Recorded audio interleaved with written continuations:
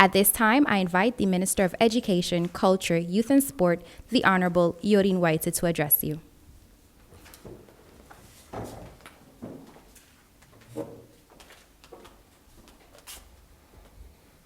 Thank you, and good morning, fellow colleague ministers and members of the press. I'm happy to have the first opportunity, as I'm the minister that continues to emphasize that education comes first. Thank you, Rolijke. Now, I started, of course, 5 weeks ago as your new Minister of Education, Culture, Youth and Sport. And together with my cabinet and a ministry, we ensured that several priorities related to the critical recovery process were addressed and actually even accelerated, as so importantly addressed and recognized in everything that we have done and everything we emphasized throughout the last 5 weeks.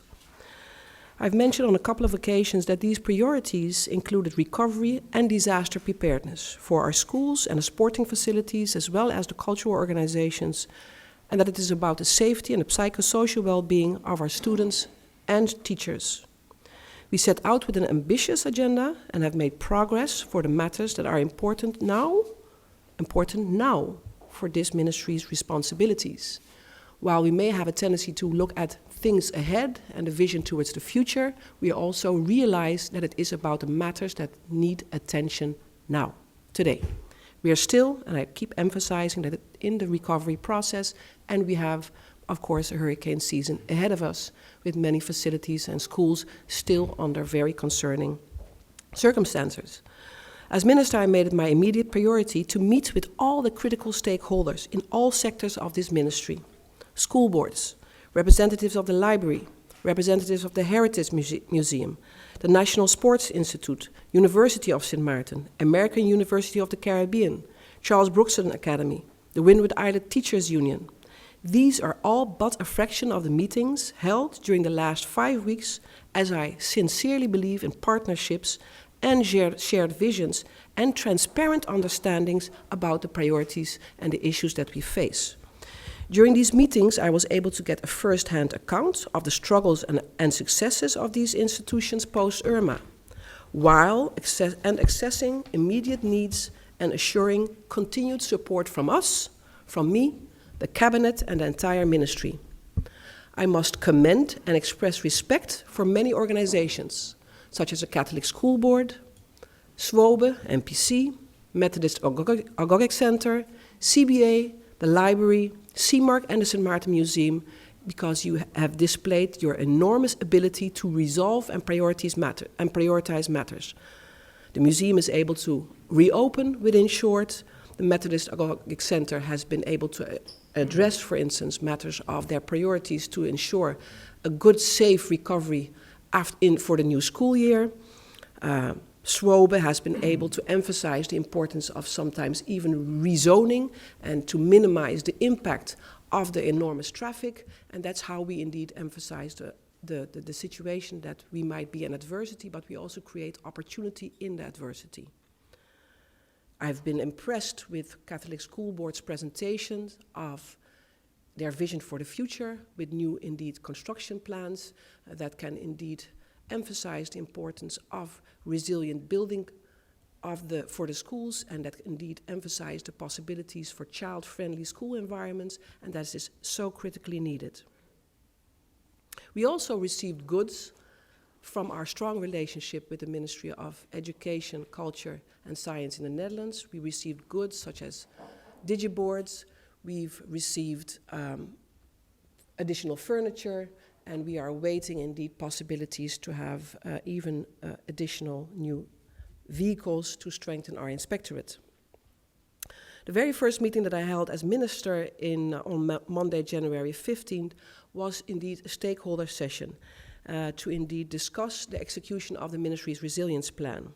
The plan in response to the devastation caused by Hurricane Irma has as its main objectives to establish a foundation for sustainable recovery and to indeed improve disaster responsiveness, and to also ensure that we mitigate the risks associated with it. We have to focus on our path to recovery that will go beyond 2018, well into 2019, for the critical repairs that we need to make. At the conclusion of the first meeting in January, we also emphasized that we would get back together and report to the stakeholders and give account to the stakeholders of the progress that were made and the agreements and the possibilities, for instance, for funding and further priority setting. We, of course, had extensive consultations with the World Bank. We reviewed possibilities of how we can accelerate on funding based on the funds that we have ourselves. And I believe that it is very important to share that progress on Friday. So stakeholders already received a save the date and can look forward for a further program that they would receive, as we will discuss with them what we have accomplished and how they can indeed be secured in what is necessary for the upcoming hurricane season and the further repairs and the funds that we have been able to allocate. As matters related to the insurance policy disbursement goes, I have to admit that I'm continuously concerned about the redistribution of the advance funds made payable to the government thus far. The ministry represents approximately 60% of the insured assets of government, and there are, of course, enormous damages to our schools, the monuments, and the sports facilities.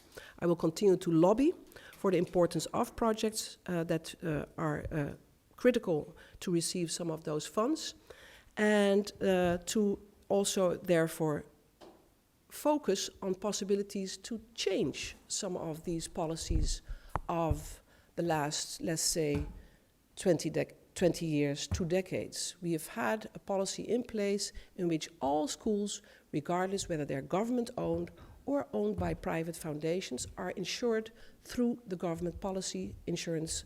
And I do believe that we have to reconsider whether that is the desirable preference for the way forward, and that will therefore be something that I will start and intensify to discuss with the stakeholders, as I believe that, for instance, schools, but also cultural organizations should be able to take full ownership of their priorities and needs to start the repairs. So that's something that I definitely would like to highlight and receive as an understanding for the media and the entire public listening in, that indeed that is a process that needs to change. Because I don't think that the current policies that we have executed thus far are in the interest of safe schools, sports facilities, and there needs to be repaired immediately. Now, of course, a number of initiatives have been signed off in these weeks aimed at indeed the repairs, for instance, of the Melford Hazel Sports Center, as I've emphasized. I've also mentioned that we indeed would start with the immediate repairs of 6 important satellite basketball courts throughout the various districts.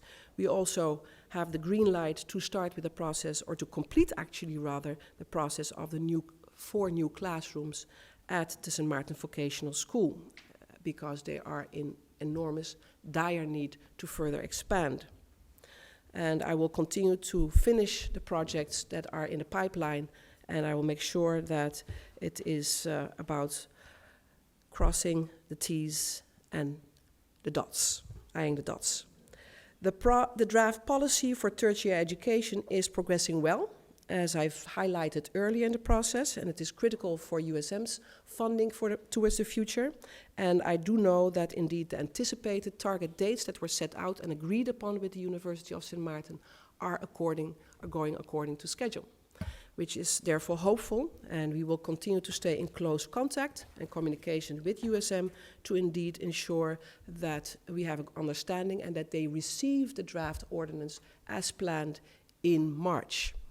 We also ensure that the interministerial work group has been formed so that we have the appropriate funding system for USM in its way forward available, and that is a critical chapter in the draft legislation that we would like to present to Parliament in the second quarter of this year. In the meantime, as we already have the policy approved for tertiary education, I look forward actually to an invite from Parliament so that we can start our deliberations about the vision and the way forward about USM. You understand, of course, that legislation sometimes is a technical instrument with a lot of technicality and articles, but we can, of course, already start with the process to discuss the vision for tertiary education forward. And that's something that doesn't have to wait. And I will therefore respond to some communication and correspondence with Parliament to see whether we can receive priority to discuss and present the policy about higher education.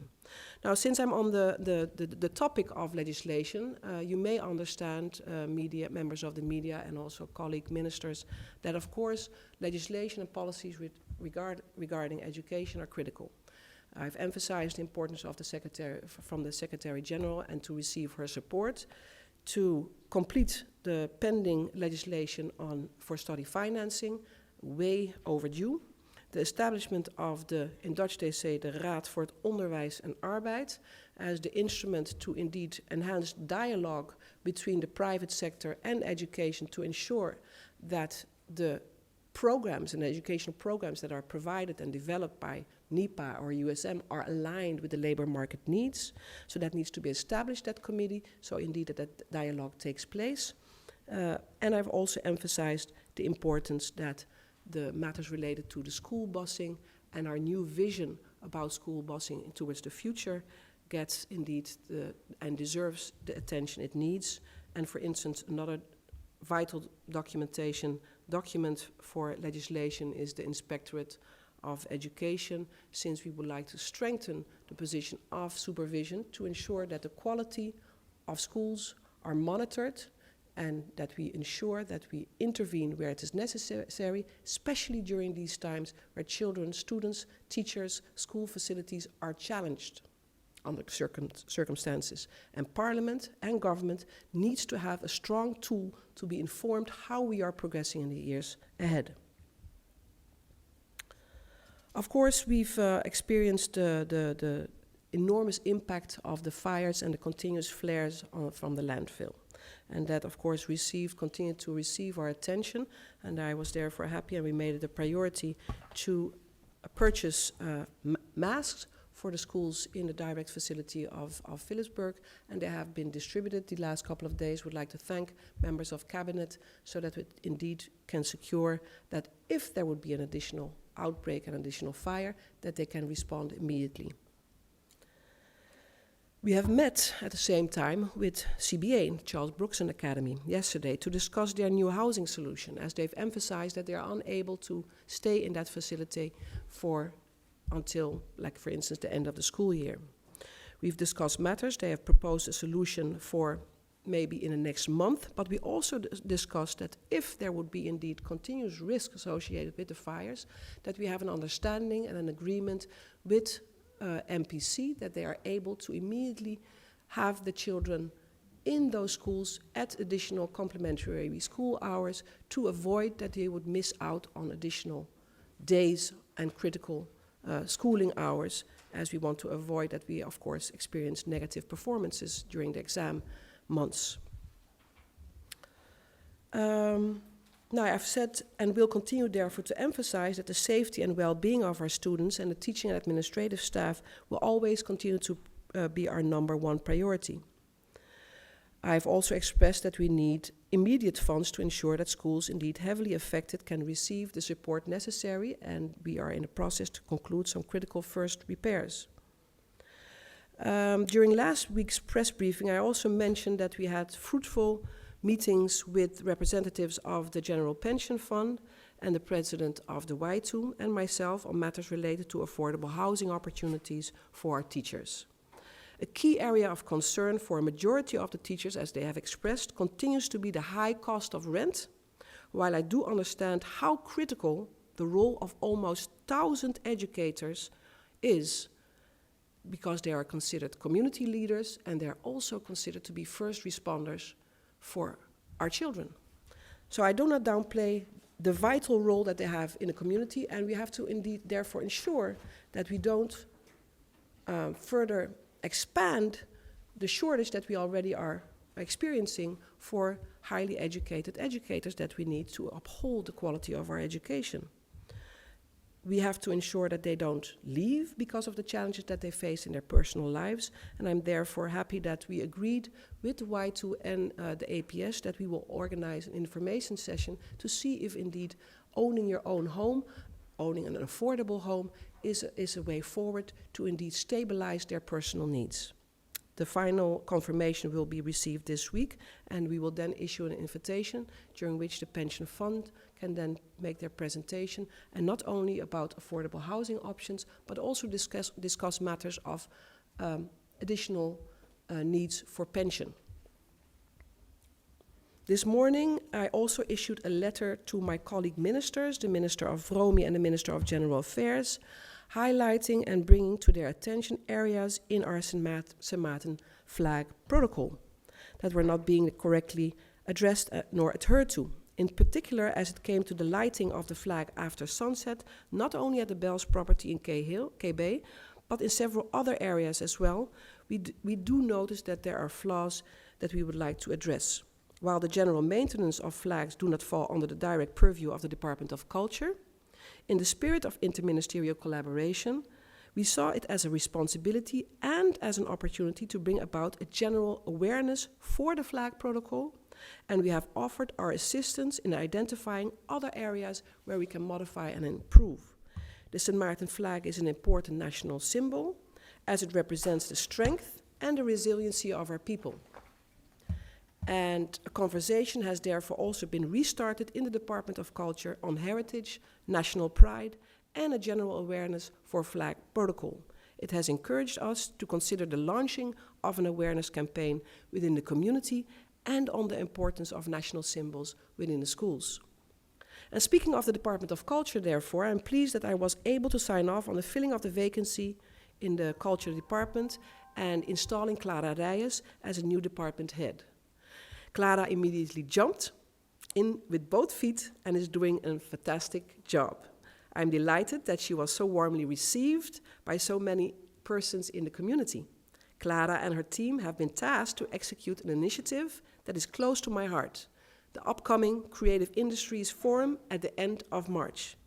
This forum aims to encourage and fuel sensitization of the art as a valuable contributor to the socio-economic sphere, as well as to recognize and stimulate the role of the arts in the healing process of the island, especially amongst the young people. The forum, consisting of workshops, presentations, as well as panel discussions, targets key stakeholders in the field to facilitate open communication between the involved ministries and those directly executing and involved in the creative industries. We would like to indeed create those type of platforms and indeed develop more insights on the needs for the creative industries and see where the opportunities lie to establish and form an artist guild and to also establish a culture prize on St. Maarten. The input and findings of the creative community can then be presented to the government and the ministry so that we can indeed see how we can develop the creative industries as a successful economic sector and to complement the recovery and vitalization of our tourist-based economy and to recharge lifelong contribution to the arts. Details about this forum will be released in the coming days, and we will therefore also share information regarding the nomination process for the awarding of the Culture Prize 2018. So I do encourage the members of the media to look out for that information in the days ahead of us. These accomplishments have all happened with continued human capacity challenges within the ministry. I would like to take this opportunity to therefore thank the hard-working department heads, the SG, and the entire staff of the ministry who have continued to work diligently through the challenging times immediately following Irma and through this recovery period. The ministry's staff bureau and members of my cabinet, Swena, Mishnella, Beverly, Hendrik, Quinten and Giselle have all earned my admiration for their devotion and commitment to our shared vision of recovery and preparedness. On Monday, February 26th, we will be heading back once again to the poles after our country was faced with one of the most dangerous hurricanes ever since in September. Of course, it is very challenging to go back to the poles, knowing where everybody is and understanding their personal priorities that they might sometimes feel more critical than heading towards the poles. We do, however, have to emphasize the importance of your right, and it's your democratic right, and we will need to continue to encourage that from small. Ladies and gentlemen, the work is therefore not done. I am not finished by any stretch of the imagination. I will continue to champion the repairs of our schools and the restoration and upgrading of our sports facilities, monuments, and the importance of the arts. We will be and continue to be the defender of youth and the importance of their role within our society, the importance towards the future of our economic recovery. I will also continue to ensure that disaster preparedness plans are in place prior to the next hurricane season. That is critical, and I'm happy to have that partnership with UNICEF and the capacity that they made available to ensure that indeed disaster management plans are not only prepared, but that also training and drills are organized to ensure that we have the maximum level of preparedness possible. I will continue to lobby for all the funding that I can assure to you. It is indeed a monumental task that has been placed on me as your minister, but it will not be taken lightly, and I fully intend to continue to serve the citizens of this country in the weeks and hopefully also the months and years ahead. I'd like to thank the members of the media for their time, and I'm ready to direct any additional questions you may have. As much as it is political season and many things are being thrown out there in the social media, the position as Minister of Justice does not allow me to react, even though I am a candidate on a list. But there's a time and a place for everything. On November 6, 2017, the Central Voting Bureau sent a letter to the governor regarding the dissolution of Parliament and subsequent election, expressing their practical as well as their legal concerns. One of their concerns, and I quote, "There are persons that may not receive their voting cards, in parentheses, on time, in order to execute their right to vote. The same applies for prisoners that have been temporarily relocated to elsewhere within the kingdom. Said persons have not been relieved of their rights to vote as per Article 3 of the Electoral Ordinance," unquote.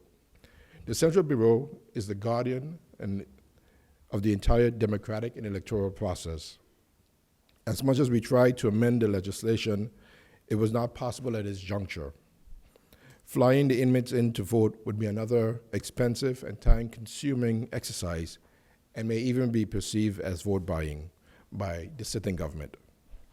My other concern was the fact that patients who are hospitalized are not given the opportunity to vote from that facility.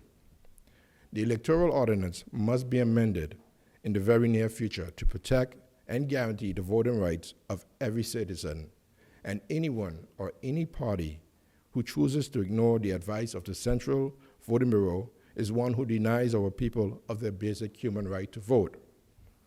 The way you treat these vulnerable groups, like inmates and the hospitalized, speaks volumes.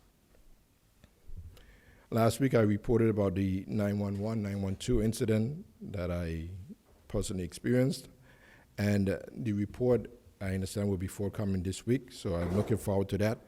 In the interim, the solution will be to call 542-2222. That's 542-2222, just in case the 911 or the 912 does not work.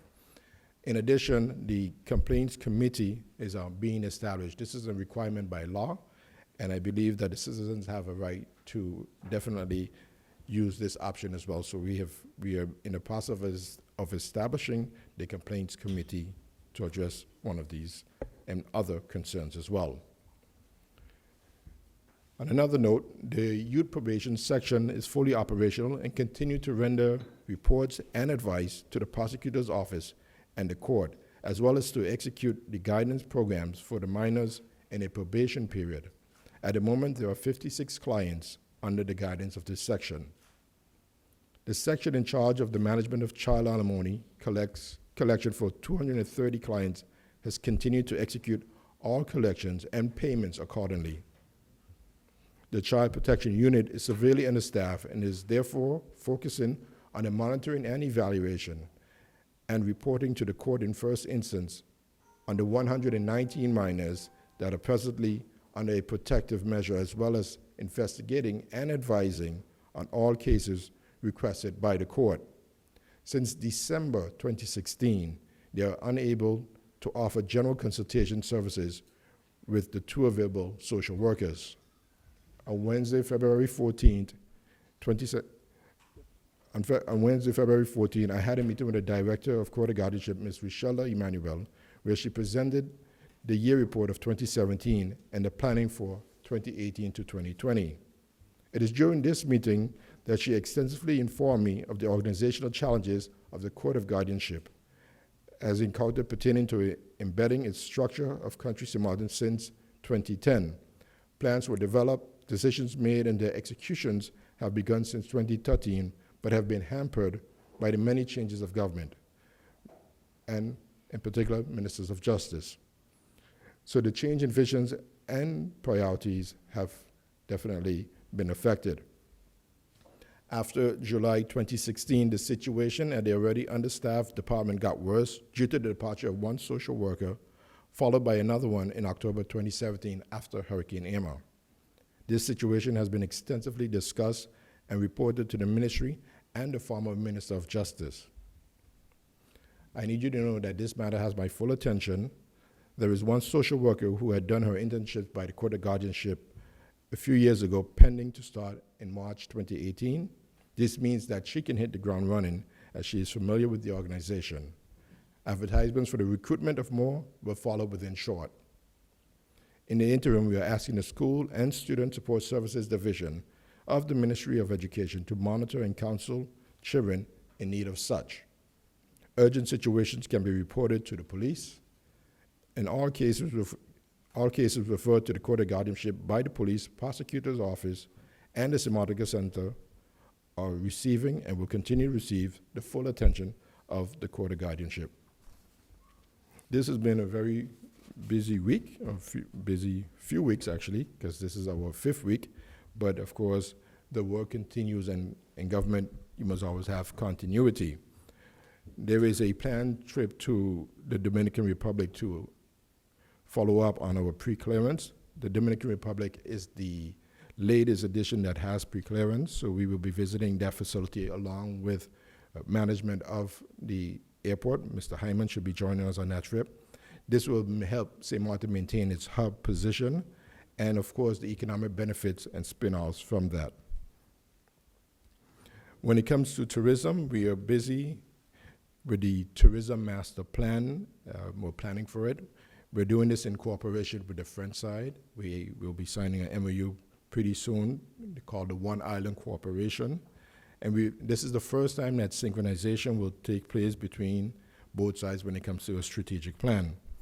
Again, combining our limited resources, especially during this time, only makes sense.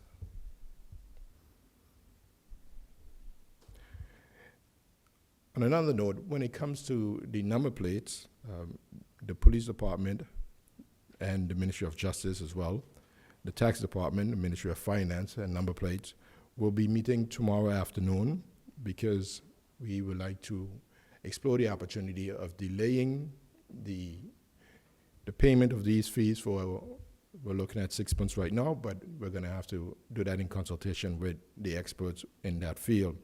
You know, when it comes to making a decision between fixing your car and buying a number plate as opposed to fixing your roof, you know, those are tough decisions that our community is faced with, and I believe that wherever government can provide some relief, that we should do so. So it's important that we, one, follow the laws and the laws as well as the possibilities to provide that relief to you.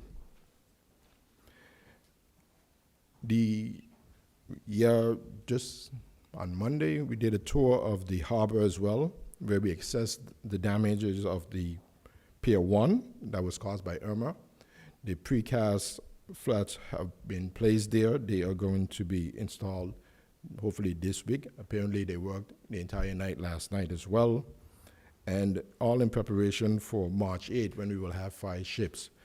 Now, yesterday we had 4 ships and today we have 4 ships as well, which are all good signs for our economy. However, there was some traffic congestion in that area due to the construction of the roads. Now, all stakeholders, Public Works, Justice, Harbor, are all meeting to make sure that we minimize as much as possible that traffic congestion and to help facilitate it by having controls at those bottlenecks. American Airlines is adding a second flight on Saturdays. Again, another sign of our positive turnaround in our economy. And our American Airlines, the load factor right now is at 85%. On the average, it used to be 70%. Again, these are all signs of progress. Winning an additional flight as well has also resulted in 12 people being hired. Again, this is all good signs. A State of the Economy address will be given tomorrow. I will let you know about the time and place because I believe that the business community as well as our residents need to know where we are and where we're going in the next foreseeable future. Last but not least, the results of the 2015 Household Budget Survey have been analyzed. The last one that was done was in 2004, 2005, and that was done back then by the Netherlands Antilles, and in particular by Curacao. But we have done our own, and even though you hear 2015, my initial reaction, which is pretty much like yours, is that 3 years later? But given the fact that the survey was conducted from April to December 2015, and the fact that many regional countries usually they give in their results 4 years later, I'm happy and commend the team of the Department of Statistics for the work that they have done in such a short period of time, and the delay caused by Hurricane Irma as well. And based on this information, key decisions will have to be taken regarding minimum wage, living wage, and establishing a poverty line. Given the recent impacts of Hurricane Irma, that urgency of these results are definitely one that we cannot afford to waste. The last topic that I'd like to touch on is the surveillance cameras. The surveillance cameras will be tested next week, and we will also need operators for these cameras and for monitoring of them. The recruitment for them will begin very soon. There are 10 positions that are available, and training will be provided. So any young and able and willing individuals who are looking for work, I would definitely encourage you to apply and hopefully help and serve this country and make it a safer and better place. I thank you and have a... I have a number of points to discuss today. First off is the St. Martin General Hospital. The St. Martin General Hospital is coming. Last week, all the lenders, all the financiers for the project met in Curacao, and we have commitments for the total amount of money required for the construction of the main building for the hospital to the tune of 135 million guilders. I would like to extend a special thanks, of course, to the financiers, but in particular as well to Minister of Finance Gijs Bertha in Curacao, because some of the financing is coming from pension funds based in Curacao. They, within their regulations, are obligated actually to invest money in Curacao. So without the permission of the Council of Ministers, and in particular the support of Minister Gijs Bertha, that wouldn't have been possible. So, we really do appreciate the support for St. Martin. In addition, we've received a revised concept drawing for the new hospital. As we mentioned, we've made some modifications to the structure to ensure that the new hospital is resistant to Category 5+ hurricanes. There is a revised drawing. I don't know if they have it, but if not, we will make a point of sending that out. Lawyers for the different parties are now busy working on the final loan documentation. There's a 100-page document, so there's obviously a lot of work. I really do appreciate all the work that's being put in by consultants, lawyers, boards, in terms of reviewing loan documentation. The aim actually is to have a formal signing this Friday. Everybody is burning the midnight oil to try and make sure that that happens. I think it's also very important to recognize, as part of the process, as everyone's familiar with construction processes, normally you have a budget, you have construction drawings, you have architectural drawings, engineering drawings, you have timelines, you have payment schedules. It's a very structured process. In the same way that we're looking at the structure for the physical construction of the hospital, we are also looking to the quality standards of the hospital in exactly the same way. All of the partners, including the financiers, recognize that if the hospital is going to be successful, we need to ensure that the quality standards are there as well. All of the hospitals in Aruba, Curaçao, and St. Martin have agreed that they will work towards a JCI accreditation, or Joint Commission International, which is an internationally recognized standard. And so there's a possibility to share resources, protocols, but also as part of the development plan for the new hospital, it includes that track towards working towards JCI accreditation. And again, in the same seriousness that we take the actual construction of the physical building itself. So rest assured, St. Martin, that we're making sure that when the construction of the building's complete, that the quality standards that we need are there as well. I'd like to extend a special thanks to obviously everyone who's been involved in the project, the tripartite committee, which includes the Ministry of VSA, the SZV, and the SMMC. SZV in particular, thanks to Glenn Carty. You know, without the SZV taking point on this, the project would not have been able to happen. And I think it's important to recognize that while SZV is one of the financiers of the project, so meaning that the money that they invest, they get a financial return on that investment, but SZV also has a huge operational savings by seeing a new hospital in place. So that means that we can refer less patients abroad, we can treat people here, provide quality care close to home. They don't have all of the travel expenses of having to send both patients and a companion abroad. So aside from the returns on investment that they get from actually investing in the project themselves, they get the operational savings. I think it would be remiss of me not to mention Hank Dezew from KPMG as project coordinator. He really has worked tirelessly to try and pull the whole project together. The financiers, of course, the many financiers. And I think a special thanks to the staff, management, and board of the SMMC. You know, I'm very cognizant of the fact that working conditions there are difficult for anybody who takes a tour of the medical center.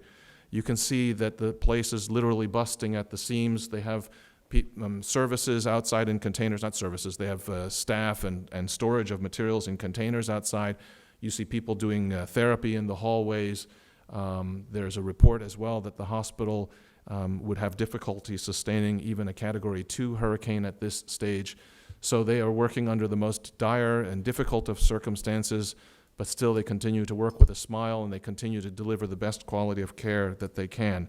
I appreciate your patience. Again, rest assured the new hospital is coming.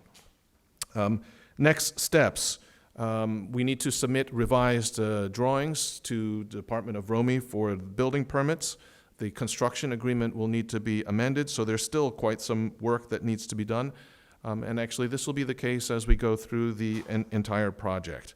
In addition, this week we had a meeting with the World Bank representatives, and they have prioritized the hospital project. As you know, we've had to sacrifice the wing that we were going to build with the hospital, take those funds to invest into the main hospital in order to upgrade the structure so that it would become hurricane-proof or Category 5+ proof. And we have filed a request via Holland and the World Bank to replace that structure or the wing that we have had to take to finance the increase in the strength of the building. Their feedback has been extremely positive. We've submitted the business plan, but as well our entire procurement procedure, because World Bank, one of their criteria is that any projects that they give a stamp of approval to must meet their procurement procedures. And I'm proud to say all indications are that they have not found anything that would prohibit the hospital from qualifying for funding. And of course, the work on national health reform, because the hospital is just part of our healthcare system, that work continues. The national health insurance legislation is at Council of Advice, as well as the SARE. We have ongoing discussions with the SARE, and we're awaiting the report from Council of Advice, hopefully within the next few weeks. Unfortunately, Hurricane Irma has delayed many things. We're also working on prescription drug costs. SZV is working on delivering their 3.0 upgrade in terms of their services that they offer. So that's my statement about the hospital. Very happy to see that's coming along. Next project. Did I miss? document. Hang on a second. Sorry. Next project, just received back from the governor today, signed off by the governor. As you know, we still have people living in the Little League and Festival Village. Living conditions there are obviously not optimal. I need to give a special thanks to the Ministry of VSA, in particular to Chantal Groeneveld. She's done an amazing job in terms of managing the shelter, the people. She's a delight to work with. So she's had the difficulties of when the fire was there, moving people from the shelters to other locations, and now moving them back. And so I know her job is a difficult job and done with class and with style. Thank you so much for your work, and to the rest of the department and the ministry as well. So we've signed now an agreement with a Dr. J Foundation. Dr. J Foundation is a foundation that currently, for example, operates a 10-bed emergency crisis shelter, and during the past 2 years, individuals and families in need of temporary housing, food, and guidance have been assisted. The organization is currently housing 2 families consisting of a total of 9 persons who've lost their homes during the passage of Hurricane Irma. And the foundation has a founder, an executive director, who's also a clinical psychologist, Dr. Judith Arndell. When I read her resume when we first came with this concept, it truly is very impressive. She's a recipient of the Royal Decree from the Majesty, mental health specialist, founder of the Ujima Foundation, and a residential therapeutic facility for boys with emotional and behavioral difficulties, pioneer and clinical director of Turning Point Foundation, and pioneer in St. Martin's Mental Health Foundation. And as I mentioned, currently has quite a bit of experience managing shelters already. So we felt that we could not find anybody that was better qualified than Dr. J Foundation and Dr. Judith Arndell in terms of managing a shelter on behalf of government. So we finally have approval for a 2-year program at 1.8 million guilders per year. And she will be managing the shelter on behalf of government. We've identified a location in the Sucker Garden area. The location is a small hotel that was already empty prior to Irma, received some damages after Irma, but is in the process of being repaired. And she will manage that project so that we can move people to a location that is a lot more suitable. That location will be able to accommodate up to 80 persons. It will have a minimum of 3 washer and dryer facilities set up. It will have facility managers, administrative workers, social workers, chefs, cleaners, and 24/7 security on premises. Her services include preparation of the shelter and program, the establishment and operations. That means preparing a program description, implementation guidelines, establishment of documented living agreements for all the residents, and in other words, everyone that goes in is going to have to sign an agreement, establishing shelter rules and regulations. Also organizing and coordinating the transition of displaced persons from their current location to the identified shelter location. So she's going to manage the relocation process and assignment of appropriate living units to individuals and families. So in other words, in the shelter itself, she will decide who goes into what accommodations. Management of daily operations of the temporary shelter. That means applications of established shelter rules and regulations. It's important. We've seen that already in Festival Village. There have been some small issues there, and so that's a process that needs to be appropriately managed. Providing guidance, monitoring for their safety and security, provides general supervision.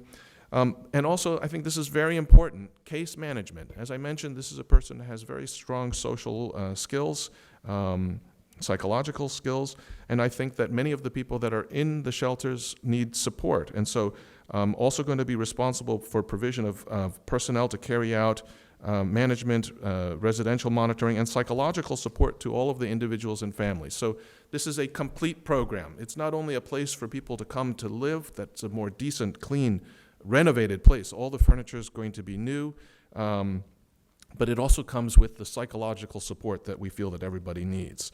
The Dr. J Foundation will also execute a reintegration program. So besides the counseling, help them to reintegrate back into the community, working together with other NGOs and with government organizations in close collaboration to make that transition as seamlessly as possible. I'm extremely happy that we're finally able to provide a decent living solution for some of those in our community that have been most impacted by Hurricane Irma. 2 more points, bear with me. As you noticed in the media, we received, I think, 7 vehicles now from last phases of the emergency relief program. We're expecting to receive a total of 14. These are all diesel 4x4 crew cab pickup trucks. We're very happy with them. It allows the ministry to be active, allows us to get out into the community, execute our compliance controls, but also our water testing, all types of food testing, all the services that VSA needs to execute. We're delighted that the ministry has these vehicles at our disposal. But beyond that, we've also gone a step further. Normally, for those that you don't know, the vehicles normally fall under the Ministry of General Affairs. So in other words, the management of those vehicles is normally handled by General Affairs.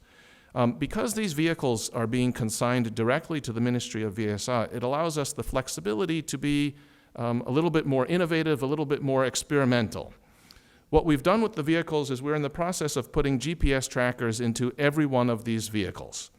So what it allows us to do is it will record all of the movements of the vehicles, and it will store that information for, I think, a period of up to 2 years. So it allows us to do a number of things. Number one, the vehicles are supposed to stay on site. So we can actually set the GPS trackers to alert us if in the morning hours, let's say if we set the vehicle, it can operate from 7 a.m. to 7 p.m.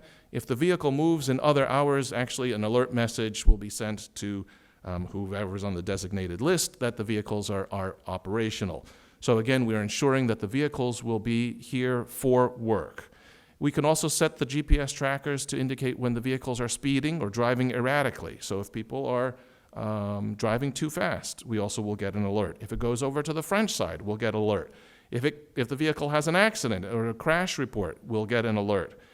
It also allows us to better maintain the vehicles. It means now we have a digital record that we don't need to actually go and find the vehicles and check the odometer and see how many miles are on it. We have all of that information logged digitally, so it allows us to make sure that we're monitoring, so we're also maintaining our vehicles correctly. And you'd think that sometimes some of the civil servants might feel like, okay, kind of big brothers watching, but actually the feedback's been tremendous. Number one, they're very happy with the quality of the vehicles. But for example, when we have departments that are going out and doing vector control, so they're going out with equipment to spray different neighborhoods, this actually allows them now to do a digital map of where the trucks are going, what neighborhoods are being fogged. So it actually allows them to improve their reporting mechanisms and their tracking mechanisms to make sure, for example, if we're spraying for mosquitoes, that they keep a digital record of where the vehicles have been, when they were there. So we think this is just a tremendous opportunity, and we'd like to think that we're a role model for other departments or ministries to follow. I think it will save money, improve efficiency tremendously. Last night, the Ministry of VSA, we met with members of the community and with the UNDP. As part of the PEERS program, we're working on a program to control vectors. So what it really translates to, this is a cash for work program or a cash transfer program where we will be paying individuals to go out into the community to help us clean, because by better cleaning the community, it will help to reduce the mosquito breeding sites, which will reduce the mosquito population, which will reduce the incidence of chikungunya or dengue in the community. So besides being a community service project, it also gives us the opportunity to employ people who are either unemployed or underemployed. Projections are that we're going to hire up to 500 people. They will receive a stipend for their work. And the registration begins next Monday from 2 to 5 here at the government building. And also you can register on jobopportunity.sx. So as I mentioned, it's up to 500 people. People need to bring a valid identification with them, and they can register for the program. I encourage anybody who's in need of some financial assistance. This is a great way to help the community. And following Minister Lee is a tough job. That was quite a bit of information there. I can only say that my trip to Holland last week, together with our Prime Minister, has been quite well covered, I believe. There are some highlights that I'd just like to mention. We went and visited the tax inspectorate over there to see how we can get some help in making our systems here more user-friendly. To upgrade, we have requested some technical support and training. We have talked to Secretary Knops and Mr. Leitens with regards to the budget 2018 request, the process that we're going through right now. We have successfully, as you know, completed the signing agreement of a 50 million guilder liquidity support. All of this has been, I think, properly already reported in the media, so no need to spend too much time on that. The bottom line is that we are still seeking clarity on how much of the trust fund, how much of the 550 million euros that have been made available will end up in the trust fund. In other words, what will be a loan, what will be a grant. That is still being worked on.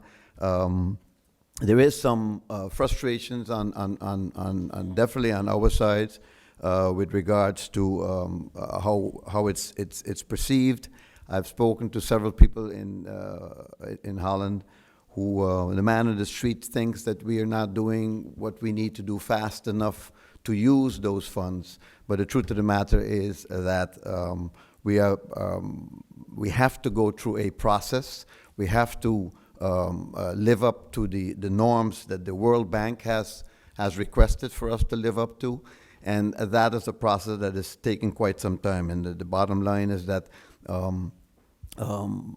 to get funds out of the trust fund probably will not happen before sometime in June, end of June maybe, if we're lucky, beginning of June. So in that respect, I've requested from Minister Knops and State Secretary Knops, and Mr. Leitens, that we get an extension of the early recovery program that had been implemented before. I think there was a 7 million. It was a 7 million euro an amount that had been allocated to that. That was being done directly with NGOs and the Housing Foundation. I believe we got some of that. But the bottom line is that there's still a lot of things that need to happen right now because we have a hurricane season coming at us that starts on June 1st. If the funds that are supposed to be able to be open to us, or available to us from the trust fund only come after the beginning of the hurricane season, we may be too late with preparations for the next hurricane season. So we've requested if certain items can be taken up, and we've gotten the approval to do that. So we are still in the process right now of making up that list. We've gotten pretty far. I came back in office yesterday for on Monday, I believe, and we spent a lot of time with the different ministries, the different SGs, to come up with the items that they feel is important, our priority items. Things like radio equipment for the fire department, the 911 system of reporting emergencies. All of those things need upgrading and replenishing since the last hurricane event that we went through, and we've realized where we have weaknesses. One of the other items that I brought up is the removal of the debris that has been placed on what we call now the baby dump, which is the new area where all the debris of Hurricane Irma has ended up. if, God forbid, we'd have another hurricane, a lot of that stuff would be flying all over the place and we'd have a bigger problem. So we're trying to see if we can get funds even before the trust fund is in place to take care of some of the urgent items that need taken care of, so we don't end up in more problems as we see it. We also had a great meeting with KLM. As you know, for us, the important thing is to get the economy of the island moving as fast as possible. And of course, increased airlift is part of that. KLM has been looking at the possibilities of increasing their flights, and after the meeting that they had with us, they came to the conclusion that they were on the right track and they would expedite the third flight from Amsterdam to St. Martin, which hopefully will start now in October.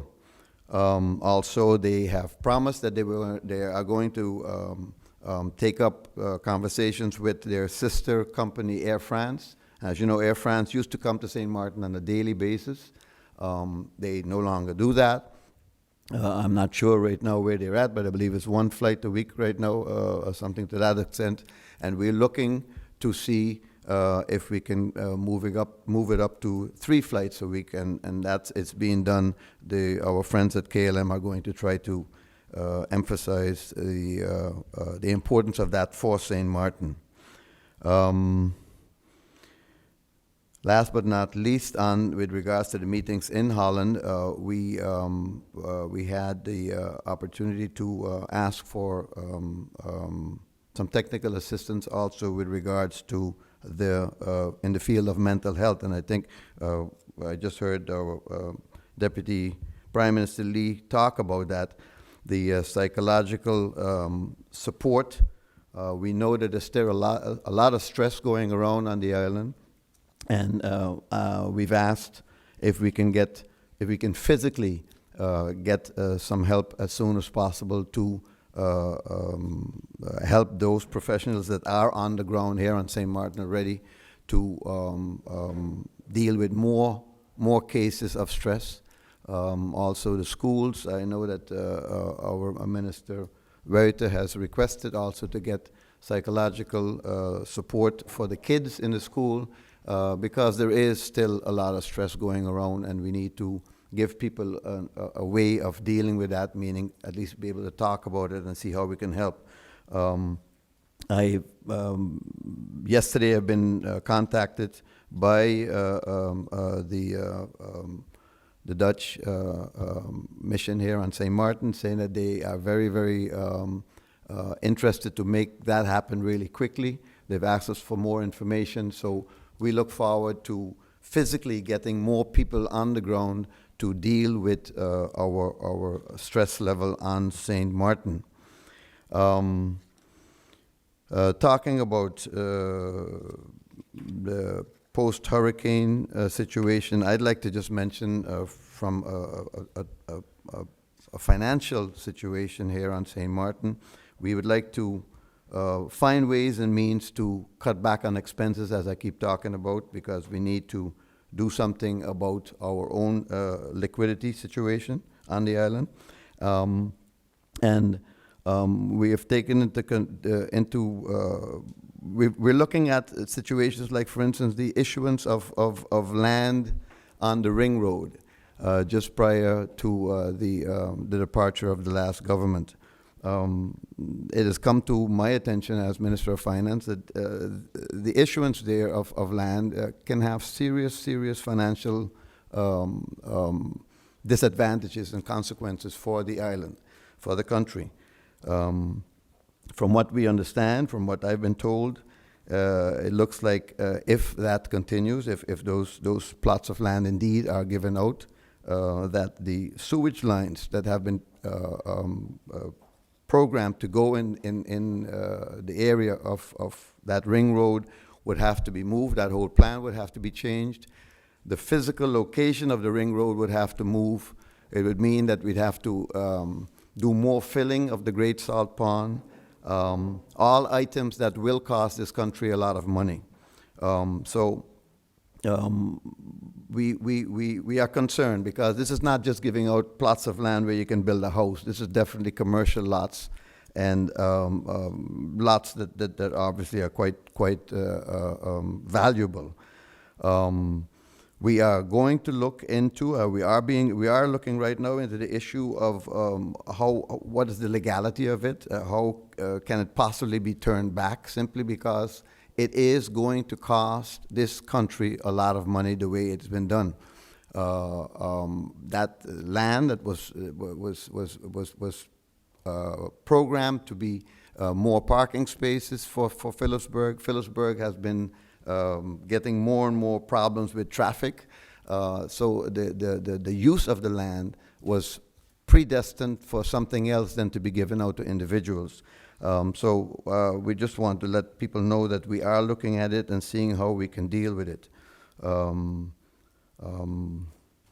That's that. I'd also like to just mention in the same vein with regards to the looks of St. Martin post-Hurricane Irma.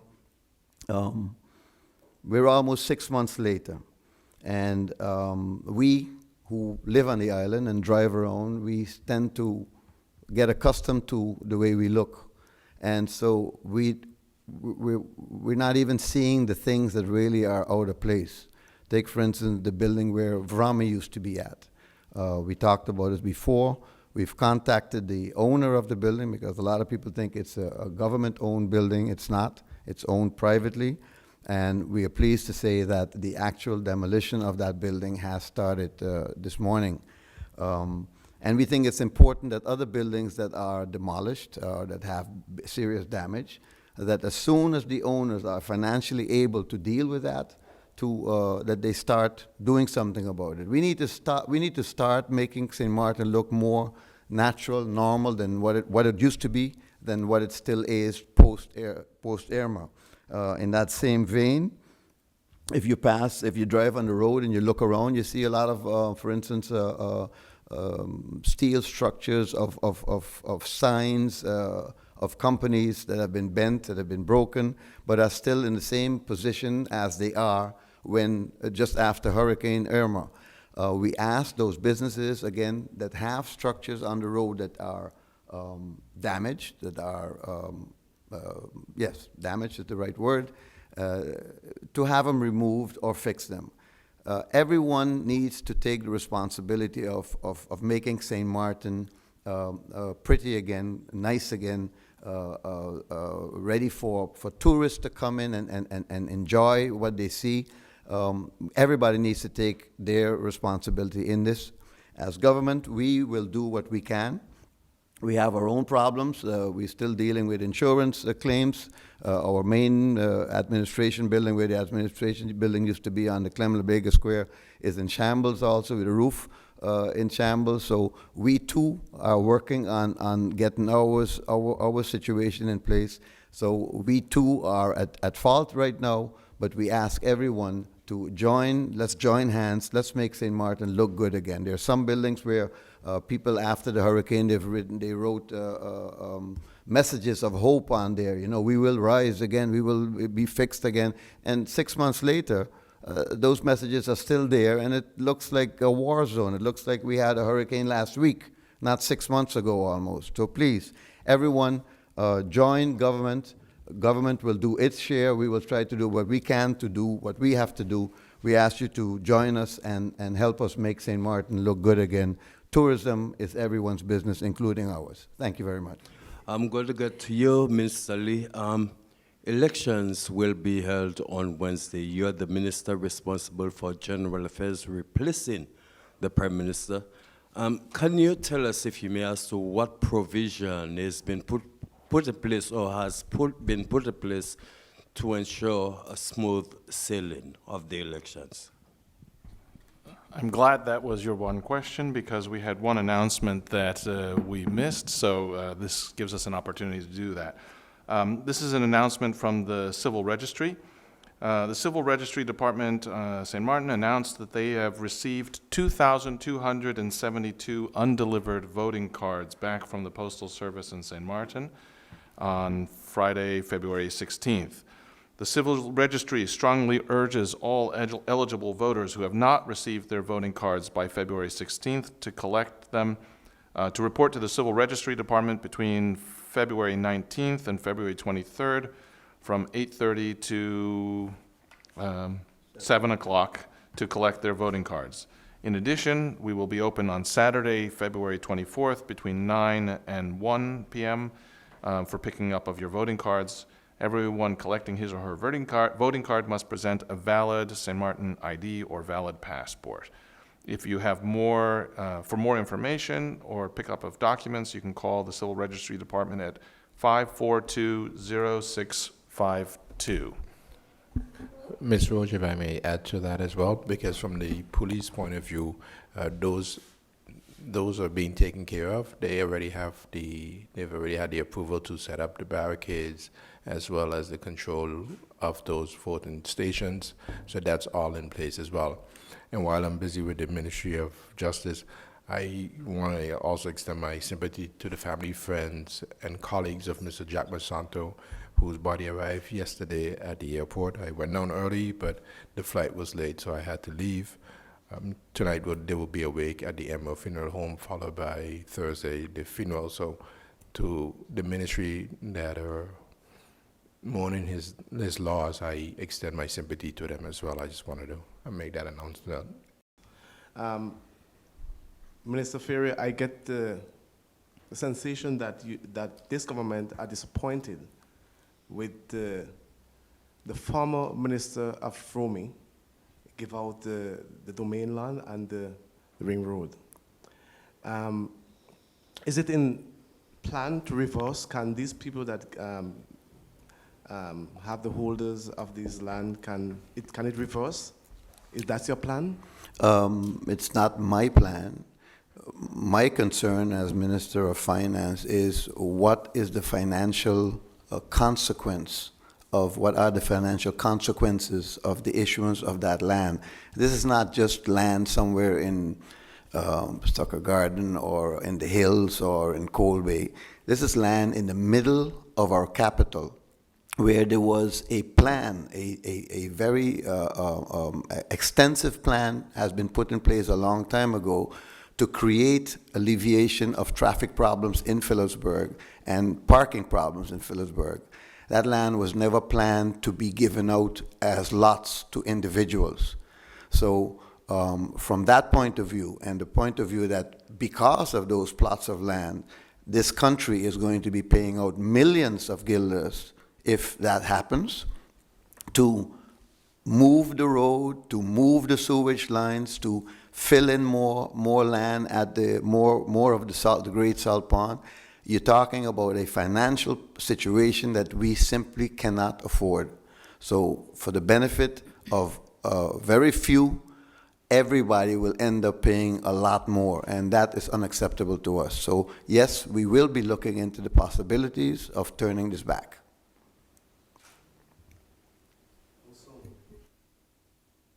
How soon? How soon? As soon as possible.